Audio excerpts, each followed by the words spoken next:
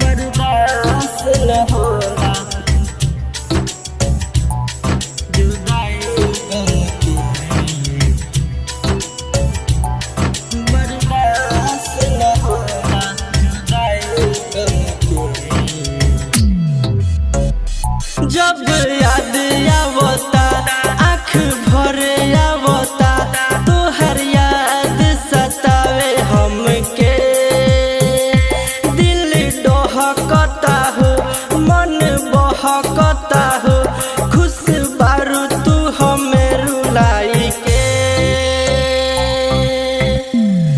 रे सुन सिलवा कुहकेला दिलवा, बर्दाश्त न होला जुदाई गम के। रे सुन सिलवा कुहकेला दिलवा, बर्दाश्त न होला जुदाई गम के। Music DJ Prince Mohammad.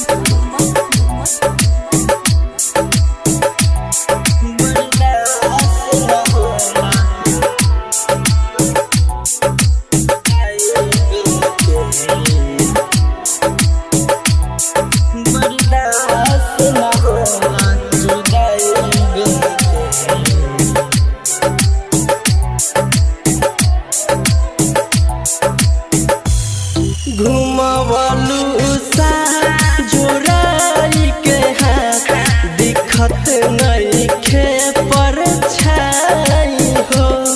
जानू कही के सोचे दिलवा कि अब के करा के बोलैबू हो। लागल अगिया सोना के बगिया, कहत पागल बारू हमके।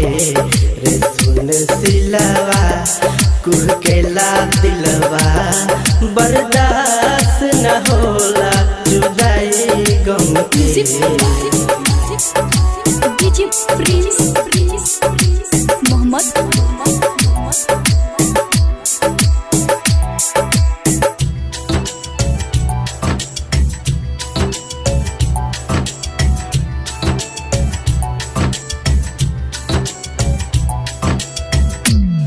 किसी वसर गम के संग में सनम कि झूठा हूँ के प्यार दिखौलू हो।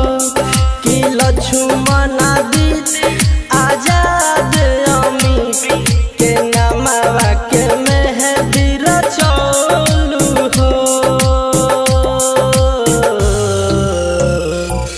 जा खुश रही हो ना फेरू आई हा, पिया दिहलू जहर गम के।